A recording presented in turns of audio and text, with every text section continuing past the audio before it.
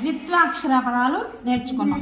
ద్విత్వాక్షరాలు అంటే ఏంటి? ఒక హల్లు కింద అదే హల్లు ఒత్తుగా రావడం. ఓకే, చెప్పండి ఇప్పుడు.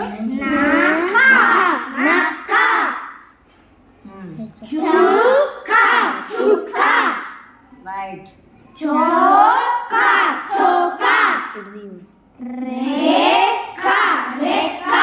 రైట్. చిక్కా చిక్కా, ముక్క ముక్క, అక్క అక్క, గుక్క గుక్క. సరిగ్గా చెప్పండి. సాగ సా కాదు ఇది. గుక్క. బుక్క పెట్టి ఏడుస్తారు పిల్లలు అంటారే, అది గుక్క. గుక్క. తిక్క తిక్క. రైట్. చెక్క చెక్క. చేక కాదు, చెక్క. చెక్క. టీక టీక. తోక తోక. తోక ఎందుకు వచ్చింది? తోక. తొక్క తీస్తా అంటారు, తొక్క. రైట్. లెక్క లెక్క.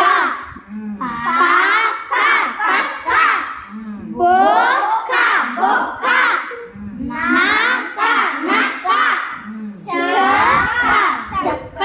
చుక్క చుక్క. ఇట్లా మనం ప్రతి ఒత్త అక్షరాన్ని, ప్రతి అక్షరం ద్విత్వాక్షరంతో మనం పదాలు నేర్చుకోవచ్చు. ఇట్లానే అన్ని ఒత్తులతో మనం తయారు చేయొచ్చు, అన్ని ఒత్తులు. ఓకే.